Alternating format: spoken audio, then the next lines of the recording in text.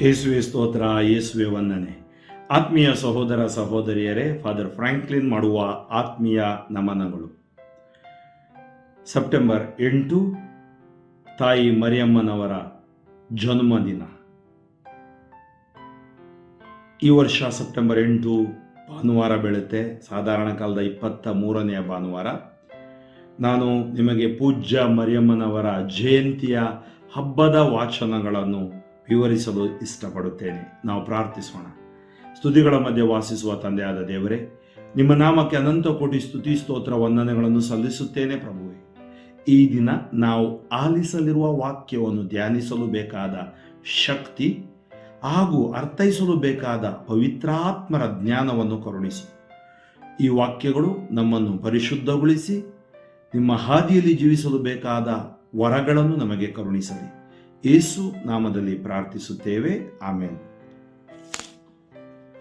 ಮೀಕನ ಗ್ರಂಥದಿಂದ, ಪ್ರವಾದಿ ಮೀಕನ ಗ್ರಂಥದಿಂದ ವಾಚನ. ಅಧ್ಯಾಯ 5 ವಾಕ್ಯಗಳು 2-5.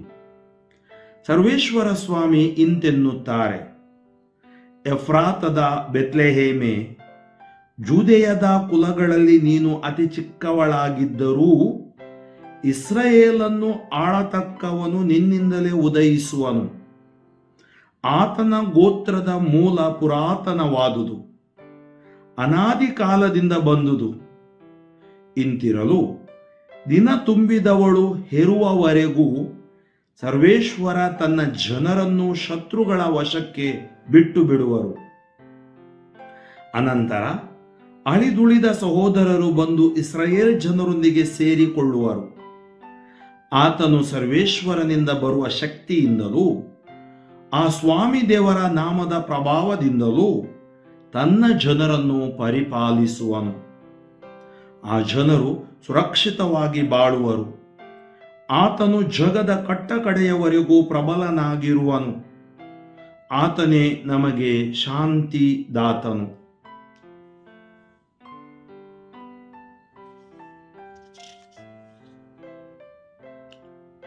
ಕೀರ್ತನೆ 13 ಶ್ಲೋಕ.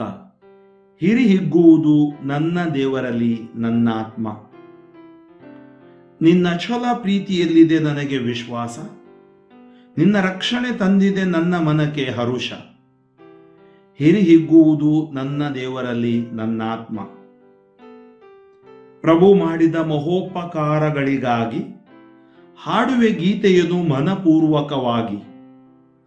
ಹಿರಿಹಿಗ್ಗುವುದು ನನ್ನ ದೇವರಲ್ಲಿ ನನ್ನ ಆತ್ಮ. ಸಂತ ಪೌಲರು ರೋಮನರಿಗೆ ಬರೆದ ಪತ್ರದಿಂದ ವಾಚನ. ಅಧ್ಯಾಯ 8 ವಾಕ್ಯಗಳು 28-30. ದೇವರನ್ನು ಪ್ರೀತಿಸುವವರಿಗೂ ದೇವರ ಸಂಕಲ್ಪದ ಮೇರೆಗೆ ಕರೆ ಹೊಂದಿದವರಿಗೂ ಸಕಲವೂ ಹಿತಕರವಾಗಿ ಪರಿಣಮಿಸುವುದು. ಇದನ್ನು ನಾವು ಚೆನ್ನಾಗಿ ಅರಿತಿದ್ದೇವೆ. ದೇವರು ಯಾರನ್ನು ತಮ್ಮವರೆಂದು ಮೊದಲೇ ಆರಿಸಿಕೊಂಡರೋ ಅವರನ್ನು ತಮ್ಮ ಪುತ್ರನ ಅನುರೂಪಿಗಳಾಗುವಂತೆ ಆಗಲೇ ನೇಮಿಸಿದರು.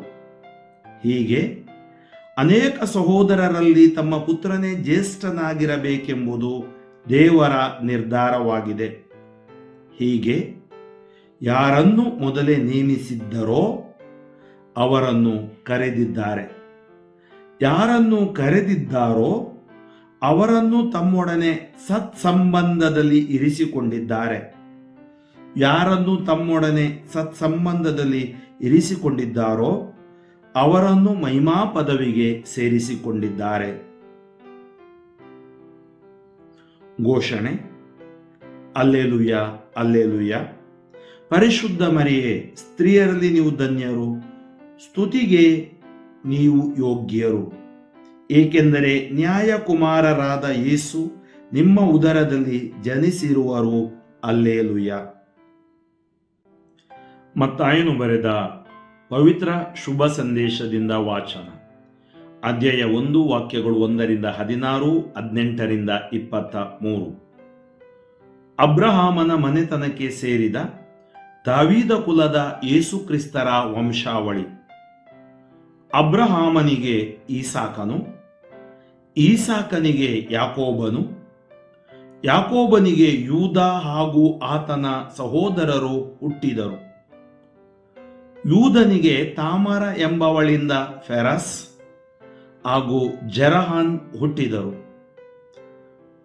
ಫೆರಸನಿಗೆ ಹೆಸ್ರೋನ್, ಹೆಸ್ರೋನನಿಗೆ ರಾಮ್, ರಾಮನಿಗೆ ಅಮಿನದಾಬ್, ಅಮಿನದಾಬನಿಗೆ ನೆಹಸೋನ್, ನೆಹಸೋನನಿಗೆ ಸಾಲ್ಮೋನ್, ಸಲ್ಮೋನನಿಗೆ ರಾಹಾಬ್ ಎಂಬವಳಿಂದ ಬೋವಸ್, ಬೋವಜನಿಗೆ ರೂತ್ ಎಂಬವಳಿಂದ ಒಬೇದ್, ಒಬೇದನಿಗೆ ಜೆಸ್ಸೆಯ, ಜೆಸ್ಸೆಯನಿಗೆ ದಾವೀದರಸನು ಹುಟ್ಟಿದರು. ದಾವೀದನಿಗೆ ಊರಿಯನ ಹೆಂಡತಿಯಿಂದ ಸೊಲೊಮೋನ್, ಸೊಲೊಮೋನನಿಗೆ ರೆಹಬ್ಬಾಮ, ರೆಹಬ್ಬಾಮನಿಗೆ ಅಬಿಯ, ಅಬಿಯನಿಗೆ ಆಸಾನ್ ಹುಟ್ಟಿದರು. ಆಸಾನನಿಗೆ ಯೋಸೆಫಾತ್, ಯೋಸೆಫಾತನಿಗೆ ಯೆಹೋರಾಮ್, ಯೆಹೋರಾಮನಿಗೆ ಉಜ್ಜಿಯ ಹುಟ್ಟಿದರು. ಉಜ್ಜಿಯನಿಗೆ ಯೋತಾಮ್, ಯೋತಾಮನಿಗೆ ಆಹಾಸ್, ಆಹಾಜನಿಗೆ ಇಸ್ಕಿಯನು ಹುಟ್ಟಿದರು. ಇಸ್ಕಿಯನಿಗೆ ಮನಸ್ಸೆ, ಮನಸ್ಸೆಗೆ ಆಮೋನ್, ಆಮೋನನಿಗೆ ಯೋಷಿಯ ಹುಟ್ಟಿದರು. ಯೋಷಿಯನಿಗೆ ಯೆಕೋನ್ಯ ಮತ್ತು ಅವನ ಸಹೋದರರು ಹುಟ್ಟಿದರು. ಈ ಸಮಯದಲ್ಲೇ ಇಸ್ರಾಯೇಲರನ್ನು ಬಬಿಲೋನಿಗೆ ಸೆರೆ ಒಯ್ದದ್ದು. ಬಬಿಲೋನಿಗೆ ಸೆರೆ ಹೋದ ದಾಸ್ಯ ದಿನಗಳು ಮುಗಿದ ಮೇಲೆ ಯೆಕೋನ್ಯನಿಗೆ ಸಲಾತಿಯೇಲ್, ಸಲಾತಿಯೇಲನಿಗೆ ಜೆರುಬಾಬೆಲ್, ಜೆರುಬಾಬೆಲನಿಗೆ ಅಬಿಹೂದ್, ಅಬಿಹೂದನಿಗೆ ಎಲಿಯಾಕಿಮ್, ಎಲಿಯಾಕಿಮನಿಗೆ ಆಜೋರ್ ಹುಟ್ಟಿದರು. ಆಜೋರನಿಗೆ ಸದೋಕ್, ಸದೋಕನಿಗೆ ಅಖೀಮ್, ಅಖೀಮನಿಗೆ ಎಲಿಹೂದ್, ಎಲಿಹೂದನಿಗೆ ಎಲಿಯಾಜರ್, ಎಲಿಯಾಜರನಿಗೆ ಮತ್ತಾನ್, ಮತ್ತಾನನಿಗೆ ಯಾಕೋಬ್ ಹುಟ್ಟಿದರು. ಯಾಕೋಬನಿಗೆ ಮರಿಯಳ ಪತಿಯಾದ ಜೋಸೆಫನು ಹುಟ್ಟಿದನು. ಈ ಮರಿಯಳಿಂದಲೇ ಕ್ರಿಸ್ತ ಎಂದು ಕರೆಯಲಾಗುವ ಯೇಸುಸ್ವಾಮಿ ಹುಟ್ಟಿದ್ದು. ಕ್ರಿಸ್ತ ಯೇಸುವಿನ ಜನನದ ಪ್ರಕರಣ. ಯೇಸುವಿನ ತಾಯಿ ಮರಿಯಳಿಗೂ ಯೋಸೇಫನಿಗೂ ನಿಶ್ಚಿತಾರ್ಥವಾಗಿತ್ತು. ಅವರಿಬ್ಬರೂ ಕೂಡಿ ಬಾಳುವುದಕ್ಕೆ ಮುಂಚೆಯೇ ಮರಿಯಳು ಗರ್ಭವತಿಯಾಗಿರುವುದು ತಿಳಿದು ಬಂತು. ಆಕೆ ಗರ್ಭ ಧರಿಸಿದ್ದು ಪವಿತ್ರಾತ್ಮ ಪ್ರಭಾವದಿಂದ. ಆಕೆಯ ಪತಿ ಜೋಸೆಫನು ನೀತಿವಂತನು. ಮರಿಯಳನ್ನು ಅವಮಾನಕ್ಕೆ ಗುರಿ ಮಾಡುವ ಉದ್ದೇಶ ಅವನದಲ್ಲವಾದ್ದರಿಂದ ಯಾರಿಗೂ ತಿಳಿಯದ ಹಾಗೆ ನಿಶ್ಚಿತಾರ್ಥವನ್ನು ಮುರಿದು ಬಿಡಬೇಕೆಂದಿದ್ದನು. ಆತನು ಈ ಕುರಿತು ಆಲೋಚಿಸುತ್ತಿದ್ದಂತೆ ದೇವದೂತನು ಕನಸಿನಲ್ಲಿ ಕಾಣಿಸಿಕೊಂಡು, ದಾವೀದ ವಂಶದ ಜೋಸೆಫನೇ, ಮರಿಯಳನ್ನು ನಿನ್ನ ಪತ್ನಿಯನ್ನಾಗಿ ಸ್ವೀಕರಿಸಲು ಅಂಜಬೇಡ. ಆಕೆ ಗರ್ಭ ಧರಿಸಿರುವುದು ಪವಿತ್ರಾತ್ಮ ಪ್ರಭಾವದಿಂದಲೇ. ಆಕೆ ಒಬ್ಬ ಮಗನನ್ನು ಹೆರುವಳು. ಆತನಿಗೆ ನೀನು ಯೇಸು ಎಂಬ ಹೆಸರಿಡಬೇಕು, ಏಕೆಂದರೆ ತನ್ನ ಜನರನ್ನು ಅವರ ಪಾಪಗಳಿಂದ ರಕ್ಷಿಸಿ ಉದ್ಧಾರ ಮಾಡುವವನು ಆತನೇ ಎಂದನು.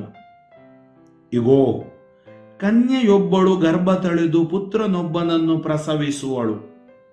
ಇಮ್ಯಾನುವೇಲ್ ಎಂದು ಆತನಿಗೆ ಹೆಸರಿಡುವರು ಎಂಬುದಾಗಿ ಪ್ರವಾದಿಯ ಮುಖಾಂತರ ಸರ್ವೇಶ್ವರ ಹೇಳಿದ ಪ್ರವಚನ ನೆರವೇರುವಂತೆ ಇದೆಲ್ಲ ಸಂಭವಿಸಿತು. ಇಮ್ಯಾನುವೇಲ್ ಎಂದರೆ ದೇವರು ನಮ್ಮೊಡನೆ ಇದ್ದಾರೆ ಎಂದು ಅರ್ಥ. ಆತ್ಮೀಯ ಸಹೋದರ ಸಹೋದರಿಯರೇ, ಇಂದು ನಮ್ಮೆಲ್ಲರಿಗೂ ಬಹಳ ಸಂತೋಷ ಸಂಭ್ರಮದ ದಿನ. ನಮ್ಮ ತಾಯಿ ಮರಿಯಳ ಜಯಂತಿಯ ದಿನ.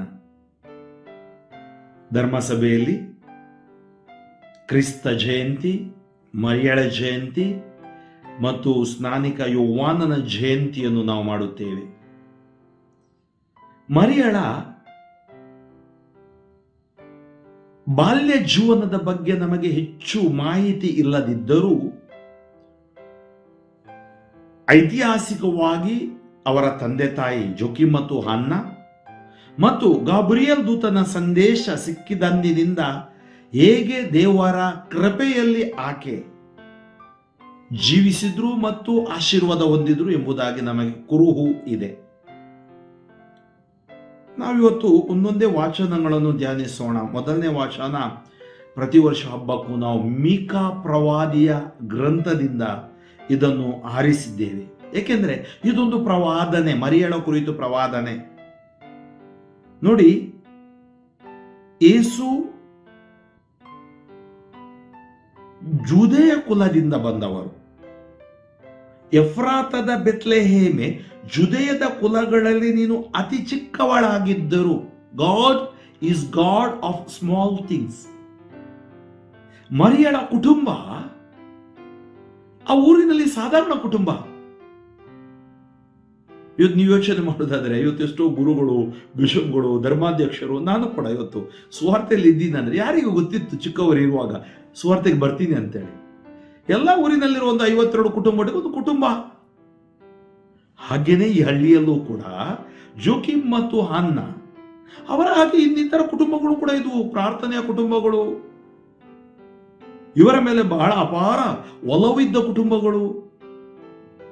ಆದ್ದರಿಂದ ಪ್ರವಾದಿ ಏನು ಹೇಳ್ತಾ ಇದ್ದಾನೆ, ನೀನು ಚಿಕ್ಕವಳಾಗಿದ್ದರೂ ಇಸ್ರಾಯೇಲನ್ನು ಆಳತಕ್ಕವನು ನಿನ್ನಿಂದಲೇ ಉದಯಿಸುವನು.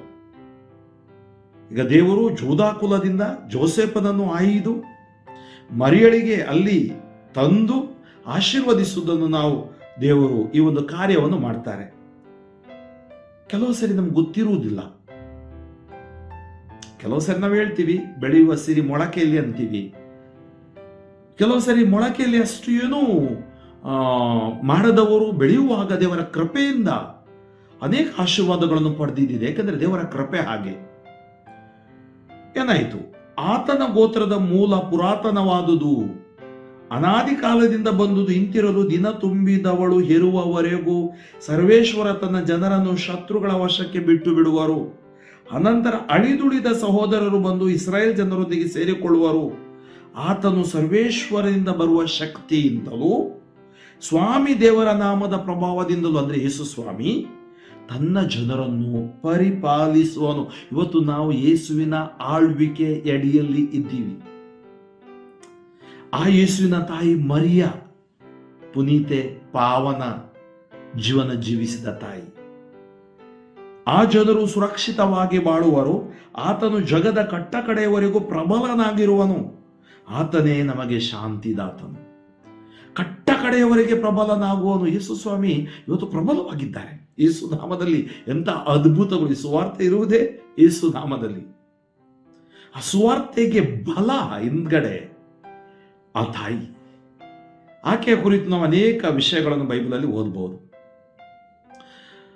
2ನೇ ವಾಚನದಲ್ಲಿ ಸಂತ ಪೌಲರು ರೋಮನರಿಗೆ ಬರೆದು ಹೇಳ್ತಾ ಇದ್ದಾರೆ, ನೋಡಿ, ಈ ಒಂದು ಕರೆ ಪುಟ್ಟ ಬಾಲಕಿ ಮರಿಯಳಿಗೆ ಸಿಕ್ತು, ನನಗೂ ಸಿಕ್ತು, ಯಾಜಕನಾಗಲು, ನಿಮಗೂ ಸಿಕ್ತು, ಕ್ರೈಸ್ತ ವಿಶ್ವಾಸಿಗಳಾಗಲು, ಅದರಲ್ಲೂ ಸ್ವಲ್ಪ ಸೇವೆ ಮಾಡಲು, ಪ್ರಾರ್ಥನೆ ಮಾಡಲು, ವಿವಿಧ ವರಗಳಿಂದ ನಾವು ತುಂಬಿದ್ದೀವಿ. ದೇವರನ್ನು ಪ್ರೀತಿಸುವವರಿಗೂ, ನೋಡಿ, ನಾವೆಲ್ಲರೂ ದೇವರನ್ನು ಪ್ರೀತಿಸುವವರಾಗಿದ್ದೀವಿ. ದೇವರ ಸಂಕಲ್ಪದ ಮೇರೆಗೆ ಕರೆ ಹೊಂದಿದವರಿಗೂ,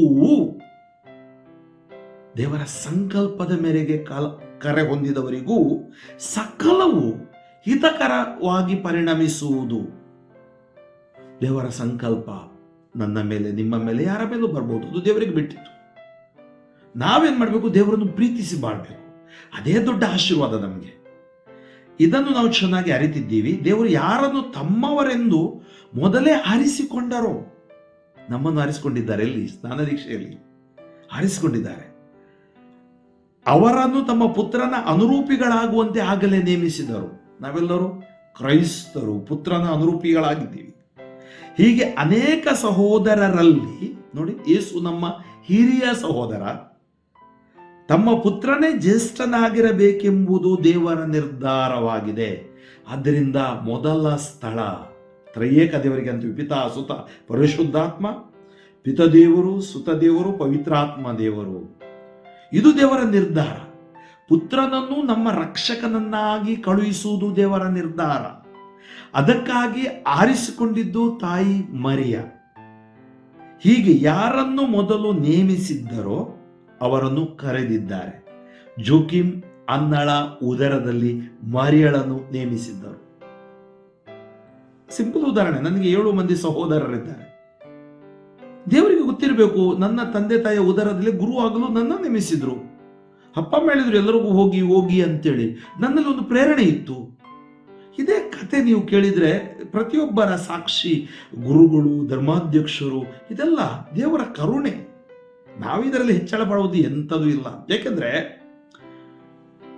ಯಾರನ್ನು ಮೊದಲೇ ನೇಮಿಸಿದ್ದರೋ ಅವರನ್ನು ಕರೆದಿದ್ದಾರೆ.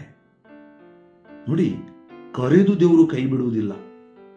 ನಾವು ಬೀಳುವುದು ನಮ್ಮ ಬಲಹೀನತೆಯಿಂದ. ವಿ ಫಾಲ್ ಆಸ್ ಕ್ರಿಶ್ಚಿಯನ್ಸ್, ಕ್ರೈಸ್ತರಾಗಿ, ಗುರು ಯಾಜಕ ಧರ್ಮ ಭಗಿನಿಯಾಗಿ, ನಮ್ಮ ಬಲಹೀನತೆಯಿಂದ. ದೇವರೇನು ಹೇಳ್ತಾರೆ? ಯಾರನ್ನು ಮೊದಲೇ ನೇಮಿಸಿದ್ದರೋ ಅವರನ್ನು ಕರೆದಿದ್ದಾರೆ, ಕರೆದಿದ್ದಾರೋ ಅವರನ್ನು ತಮ್ಮೊಡನೆ ಸತ್ಸಂಬಂಧದಲ್ಲಿ ಇರಿಸಿಕೊಂಡಿದ್ದಾರೆ. ಆ ಸತ್ಸಂಬಂಧದಲ್ಲಿ ನಾವು ಇರಬೇಕು. ನೋಡಿ, ಒಂದು ಕೋಳಿ ಏನ್ ಮಾಡುತ್ತೆ, ಅಥವಾ ಹದ್ದು ತನ್ನ ಮರಿಗಳನ್ನು ರೆಕ್ಕೆ ಅಡಿಯಲ್ಲಿ ಇಡುತ್ತೆ. ನಾನು ರೆಕ್ಕೆ ಅಡಿಯಲ್ಲಿ ಇರೋಲ್ಲ, ನನಗೆ ಬೇಕಾದಾಗ ಹೋಗ್ತೀನಿ. ನೀವು ನೋಡಿ, ಯಾವುದೇ ಪ್ರಾಣಿಗಳು ಇರಬಹುದು, ನೀವು ನೋಡಿದ್ರೆ ಅಲ್ಲಿ ತುಂಬಾ ಮರಿಗಳಿರ್ತವೆ. ಹೇಗೆ ಇರ್ಬೋದು ಬಾತುಕೋಳಿ, ಹೇಗೆ ಅವು ಫಾಲೋ ಮಾಡ್ತವೆ ಅಂದ್ರೆ ಆ ಒಂದು ಸಂಬಂಧ ಬಿಡೋಲ್ಲ. ಹಾಗೆ ಒಂದು ತಾಯಿ ಮಗುವಿನ ಸಂಬಂಧ ನೀವು ನೋಡಿ, ಅದಕ್ಕಿಂತ ಮಿಗಿಲಾದ ಸಂಬಂಧ ಸತ್ಸಂಬಂಧ. ನಾವು ನಮ್ಮ ಸ್ನಾನ ದೀಕ್ಷೆಯಲ್ಲಿ ದೇವರಿಗೆ ಸೇರಿದವರಾಗಿದ್ದೀವಿ. ಆ ಸಂಬಂಧ ಎಲ್ಲೇ ಹೋಗಿ ಏನೇ ಹಾಗೆ ಅದು ಮುರಿಯಲಾರದ ಸಂಬಂಧ. ಆ ಸಂಬಂಧದಲ್ಲಿ ನಮ್ಮನ್ನು ವಿವಿಧ ರೀತಿಯಲ್ಲಿ ಕರೆದಿದ್ದಾರೆ. ತಾಯಿ ನಮ್ಮ ಮರಿಯಳಿಗೆ ಸಿಕ್ಕ ಕರೆ ರಕ್ಷಕನ ತಾಯಿಯಾಗಲು, ಜೋಸೆಫನಿಗೆ ಸಿಕ್ಕ ಕರೆ ರಕ್ಷಕನ ಪೋಷಕ ತಂದೆಯಾಗಲು, ನನಗೆ ಸಿಕ್ಕ ಕರೆ ಯಾಜಕನಾಗಲು, ನಿಮಗೆ ಸಿಕ್ಕ ಕರೆ ಒಳ್ಳೆಯ ಕ್ರೈಸ್ತ ವಿಶ್ವಾಸಿಗಳಾಗಲು, ಮತ್ತು ನಿಮ್ಮ ಸಮುದಾಯಗಳಲ್ಲಿ, ಧರ್ಮ ಕೇಂದ್ರಗಳಲ್ಲಿ, ನಿಮ್ಮದಾದ ವಾತಾವರಣದಲ್ಲಿ ನೀವು ಮಾಡುವ ಸ್ವಾರ್ಥ ಸೇವೆ, ಅದು ಬಹಳ ಮುಖ್ಯ. ಯಾರನ್ನು ತಮ್ಮೊಡನೆ ಸತ್ಸಂಬಂಧದಲ್ಲಿ ಇರಿಸಿಕೊಂಡಿದ್ದಾರೋ ಅವರನ್ನು ಮಹಿಮಾ ಪದವಿಗೆ ಸೇರಿಸಿಕೊಂಡಿದ್ದಾರೆ.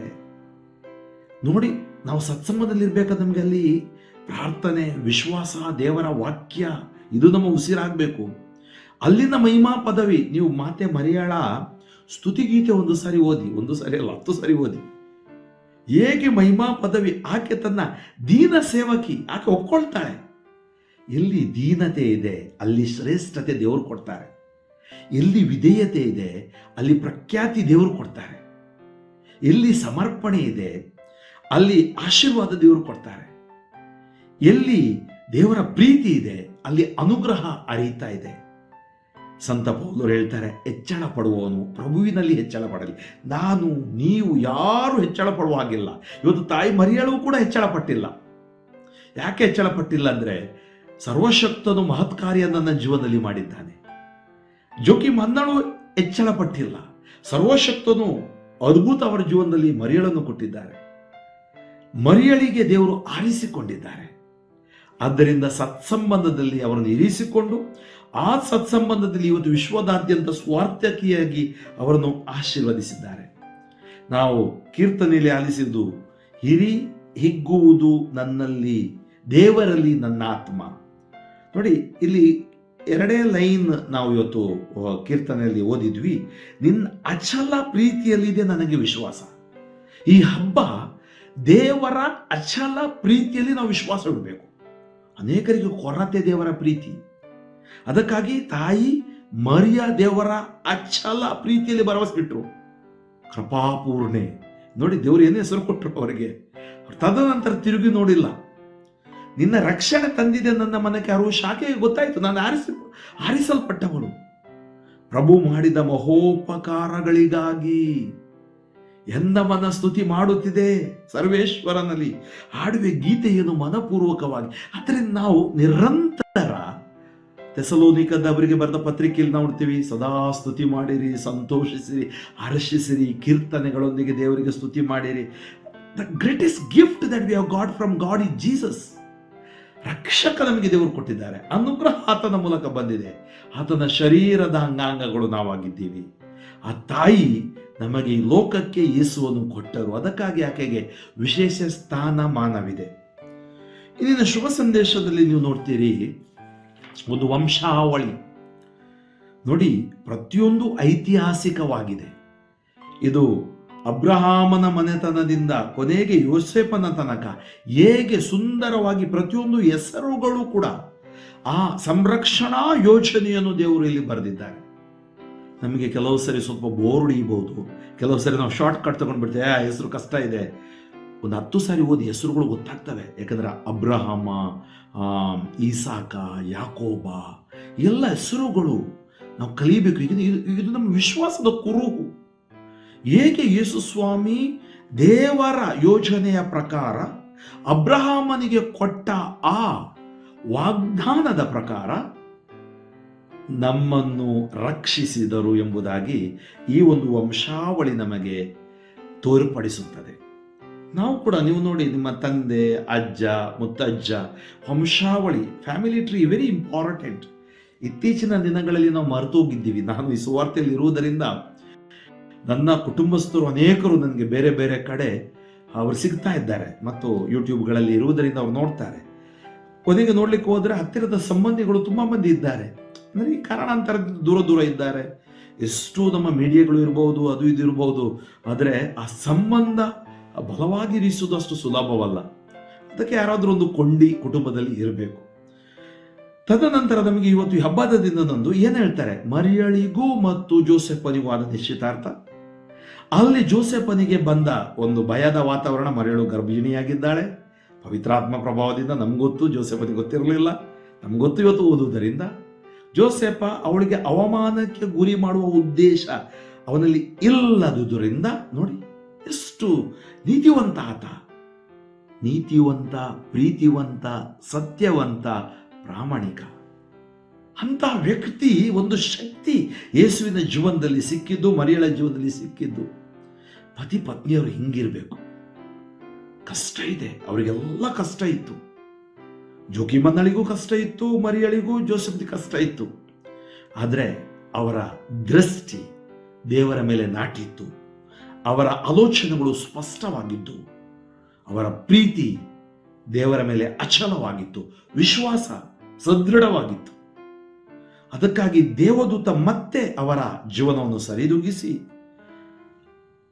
ಅವರನ್ನು ಜೊತೆ ಹಾಕಲು ಆಶೀರ್ವದಿಸುತ್ತಾರೆ.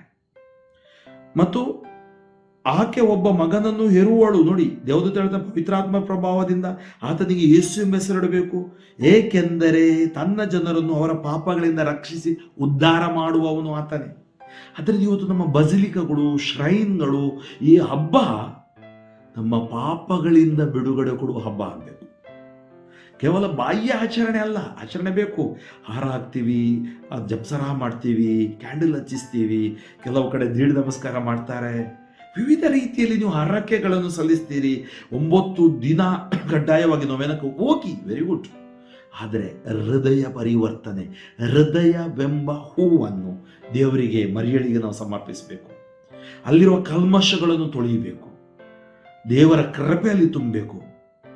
ಇಮ್ಯಾನ್ಯುವೇಲ್ ನಮ್ಮೊಡನೆ ಇರಬೇಕು. ಅದರಿಂದ ಆತ್ಮೀಯ ಸಹೋದರ ಸಹೋದರಿಯರೇ, ಮರಿಯಳ ಜೀವನ ನಮಗೆ ಪ್ರೇರಣೆ ಆಗಲಿ, ವಿಶೇಷವಾಗಿ ಯುವಕ ಯುವತಿಯರಿಗೆ. ಆಕೆ ಇವತ್ತು ಇಡೀ ವಿಶ್ವದಾದ್ಯಂತ ಸುವಾರ್ತಿಗಳಾಗಿದ್ದಾಳೆ. ಆಕೆ ನಮ್ಮ ಮಧ್ಯೆ ಇಂಥ ಬಸಿಲಿಕ ಪುಣ್ಯ ಸ್ಥಳಗಳಲ್ಲಿ ನಲಿದಾಡ್ತಾ ಇದ್ದಾಳೆ. ನಮ್ಮ ಧರ್ಮಕ್ಷೇತ್ರದಲ್ಲೂ ಹರಿಹರ ಆರೋಗ್ಯ ಮಾತೆಯ ಬಸಿಲಿಕ ಇದೆ. ಪ್ರತಿದಿನ ಅಲ್ಲಿ ವಿಶೇಷವಾದ ಪ್ರಾರ್ಥನೆ, ಆರಾಧನೆ, ನವೇನ, ಬಲಿಪೂಜೆಗಳು ನಡೀತಾ ಇವೆ. ಸೆಪ್ಟೆಂಬರ್ 7ರಂದು ಸಾಯಂಕಾಲ 5:30 ಗಂಟೆಗೆ ವಿಶೇಷ ಬಲಿಪೂಜೆ ಕಾರವಾರದ ಧರ್ಮಾಧ್ಯಕ್ಷರಾದ ಅತಿ ವಂದನೀಯ ಡುಮಿಂಗ್ ಡೈಸರವರು ಅರ್ಪಿಸ್ತಾರೆ. ಮತ್ತು 8ನೇ ತಾರೀಕು ಬೆಳಿಗ್ಗೆ 5:15 ಗಂಟೆಯಿಂದ ಸಾಯಂಕಾಲ 8:30 ತನಕ ಅನೇಕ ಭಾಷೆಯಲ್ಲಿ, ಕನ್ನಡದಲ್ಲಿ 3-4 ಬಲಿಪೂಜೆಗಳಿವೆ. ತದನಂತರ ಮಲಯಾಳಂನಲ್ಲಿ, ತಮಿಳಲ್ಲಿ, ತೆಲುಗಲ್ಲಿ ಒಂದೊಂದು, ಕೊಂಕಣಿಯಲ್ಲಿ ಒಂದು, ಮತ್ತು ನಮ್ಮ ಧರ್ಮಾಧ್ಯಕ್ಷರು ಪರಮ ಪೂಜ್ಯ ಡಾಕ್ಟರ್ ಫ್ರಾನ್ಸಿಸ್ ರಾವ್ ಅವರು 11 ಗಂಟೆಗೆ ಸರಿಯಾಗಿ ಬಲಿಪೂಜೆ ಅರ್ಪಿಸುತ್ತಾರೆ. ಆತ್ಮೀಯರೇ, ಎಲ್ಲ ಪುಣ್ಯ ಸ್ಥಳಗಳಲ್ಲಿ ಈ ದೇವಾಲಯಗಳಲ್ಲಿ ಹಬ್ಬ ಆಚರಿಸ್ತಾ ಇದ್ದಾರೆ. ಇದೊಂದು ವಿಶೇಷ ಹಬ್ಬ, ನಮ್ಮ ತಾಯಿ ಹಬ್ಬ, ಪಾವಿತ್ರ್ಯತೆಯ ತಾಯಿ, ಪರಿಶುದ್ಧ ತಾಯಿ. ಅನೇಕ ಅವರಿಗೆ ಟೈಟಲ್ಸ್ಗಳನ್ನು ನಾವು ಕೊಟ್ಟಿದ್ದೀವಿ. ದಯಾಭರಿತ ತಾಯಿ, ಅಥವಾ ಚಿನ್ನದ ಆಲಯವೇ, ಒಪ್ಪರಿಗೆಯ ಪೆಟ್ಟಿಗೆಯೇ, ದಂತದ ಆಲಯ, ಇದೆಲ್ಲ ಅಂದರೆ ನಾವು ಸ್ತುತಿ ಮಾಲೆಯಲ್ಲಿ ಹೇಳ್ತೀವಲ್ಲ. ಅಂದರೆ ಅಂಥ ಒಂದು ಸ್ವರ್ಗ ಸ್ವೀಕೃತ ಮಾತೆ ದೇವರು ಈ ಲೋಕದಲ್ಲಿ ಮತ್ತೆ ತಮ್ಮ ಸ್ವಾರ್ಥಕಿಯನ್ನಾಗಿ ಕಳುಹಿಸಿ, ಅದು ದೇವರ ಕರೆ, ಅದು ದೇವರ ಸಂಕಲ್ಪ. ನಾವೆಲ್ಲರೂ ಆಕೆಯನ್ನು ಪ್ರೀತಿಸೋಣ. ಆಕೆಯನ್ನು ಪ್ರೀತಿಸಿದಾಗ ಪ್ರಭುವಿನ ಸಂದೇಶದಲ್ಲಿ ನಾವು ಬಲಗೊಳ್ಳೋಣ. ಜಪಸರ, ನವೇನ, ಪ್ರಾರ್ಥನೆ ಇವೆಲ್ಲ ನಮ್ಮ ನಿತ್ಯ ಜೀವದೆಡೆಗೆ ನಮ್ಮನ್ನು ಕೊಂಡೊಯ್ಯುತ್ತವೆ, ಸಂರಕ್ಷಣೆಯನ್ನು ನಮಗೆ ಕೊಡುತ್ತವೆ. ಈ ನಿಟ್ಟಿನಲ್ಲಿ ಈ ಹಬ್ಬ ನಮಗೂ ನಮ್ಮ ಕುಟುಂಬಕ್ಕೂ ಆಶೀರ್ವಾದವಾಗಲಿ. ವಿಶೇಷವಾಗಿ ಈ ದಿನ ಬ್ರದರ್ ಟಿ ಕೆ ಜಾರ್ಜ್ ರವರ 70ನೇ ಹುಟ್ಟುಹಬ್ಬ. ಅವರು ಇನ್ನೂ ಜಾನ್ಸ್ ಆಸ್ಪತ್ರೆಯಲ್ಲಿ ವೆಂಟಿಲೇಟರ್ಲಿ ಇದ್ದಾರೆ. ತುಂಬ ಅವರು ರಿಕವರಿ ಆಗುವುದಿದೆ. ಆತ್ಮೀಯರೇ, ಬಲವಾಗಿ ನೀವು ಪ್ರಾರ್ಥಿಸಿ ಆ ಸಹೋದರನನ್ನು 35 ವರ್ಷ ಲೋಕದಲ್ಲಿ ಜೀವಿಸಿದ್ರು, 35 ವರ್ಷ ಸ್ವಾರ್ಥೆಯಲ್ಲಿ ಜೀವಿಸಿದ್ರು, ಮತ್ತೆ ಸಾಕ್ಷಿಯಾಗಿ ಎಬ್ಬಿಸುವಂತೆ ಜನರೆಲ್ಲರ ಪ್ರಾರ್ಥನೆಯ ಫಲವಾಗಿ ಹರಿಹರ ಆರೋಗ್ಯ ಮಾತೆಯ ಪಾದಬುಡಕ್ಕೆ ಬಂದು ಕೃತಜ್ಞತೆ ಸಲ್ಲಿಸುವಂತೆ ದೇವರು ಅವರನ್ನು ಆಶೀರ್ವದಿಸಲಿ ಎಂದು ಪ್ರಾರ್ಥಿಸಿರಿ. ನಾವು ಪ್ರಾರ್ಥಿಸೋಣ. ಸ್ತುತಿಗಳ ಮಧ್ಯೆ ವಾಸಿಸುವ ತಂದೆಯಾದ ದೇವರೇ, ನಿಮ್ಮ ನಾಮಕ್ಕೆ ಅನಂತ ಕೋಟಿ ಸ್ತುತಿ ಸ್ತೋತ್ರ ವಂದನೆಗಳನ್ನು ಸಲ್ಲಿಸುತ್ತೇನೆ ಪ್ರಭುವೆ. ಈ ದಿನ ನಾವು ಆಲಿಸುವ ಈ ಸ್ವಾರ್ಥೆಯನ್ನು ಆಶೀರ್ವದಿಸು. ಈ ಸ್ವಾರ್ಥೆಯ ಮೇಲೆ ನಿಮ್ಮ ದೈವಿಕ ವರಗಳನ್ನು ಸುರಿಸು. ಪರಿಶುದ್ಧ ಆತ್ಮರಿಂದ ನಮ್ಮನ್ನು ತುಂಬಿಸು, ಕೊರತೆಗಳನ್ನು ನೀಗಿಸು. ತಂದೆಯಾದ ದೇವರೇ, ಈ ಹಬ್ಬ ವಿಶ್ವದಾದ್ಯಂತ ನಮ್ಮ ಮಕ್ಕಳು ಆಚರಣೆ ಮಾಡ್ತಾ ಇದ್ದಾರೆ. ನಮ್ಮ ತಾಯಿ ಮರಿಯ ನಮ್ಮನ್ನು ಎಂದೂ ಕೈ ಬಿಡುವುದಿಲ್ಲ, ಏಕೆಂದರೆ ಸಂರಕ್ಷಣಾ ಯೋಜನೆ ಅಡಿಯಲ್ಲಿ ನಮ್ಮನ್ನು ನಡೆಸ್ತಾರೆ. ನಾವು ಮಾಡುವ ಭಿನ್ನಗಳು, ಕೋರಿಕೆಗಳು, ಪ್ರಾರ್ಥನೆಗಳು, ಕುಟುಂಬದ ಎಲ್ಲ ಯಾತನೆಗಳು, ಅನಾರೋಗ್ಯಗಳು ದೂರವಾಗಲಿ ಪ್ರಭುವೆ. ಎಲ್ಲ ಕುಟುಂಬಗಳನ್ನು ಅಭಿಷೇಕಿಸು ಪ್ರಭುವೆ. ವಿಶ್ವಾಸ ಪ್ರಾರ್ಥನೆಯಲ್ಲಿ ಬಲವಡಿಸು. ಈ ಲೋಕದಲ್ಲಿರುವ ಎಲ್ಲ ಯುದ್ಧಗಳು, ಜಗಳಗಳು, ಅಶಾಂತಿ, ಅಸಮಾಧಾನ ವಾತಾವರಣಗಳು ದೂರವಾಗಲಿ. ಎಲ್ಲ ರೋಗಿಗಳು ಸೌಖ್ಯ ಹೊಂದಲಿ. ಯಾರೆಲ್ಲ ಇವತ್ತು ಈ ಪ್ರಾರ್ಥನೆಯನ್ನು ಆಲಿಸಿ ಪ್ರಾರ್ಥಿಸ್ತಾರೆ, ಅದ್ಭುತಗಳು ಯೇಸು ನಾಮದಲ್ಲಿ ಜರುಗಲೆಂದು ಆಶೀರ್ವದಿಸುತ್ತೇನೆ. Touch them, anoint them, bless them for your glory. Yesu ನಾಮದಲ್ಲಿ ಅಮೆನ್, ಅಮೆನ್, ಆಮೆನ್. ಎಲ್ಲರಿಗೂ ಮರಿಯಾ ಜಯಂತಿ ಹಬ್ಬದ ಶುಭಾಶಯಗಳು. ಈ ಸಂದೇಶವನ್ನು ಸಾಧ್ಯವಾದಷ್ಟು ಜನರಿಗೆ ನೀವು ಹಂಚಿಕೊಳ್ಳಿ.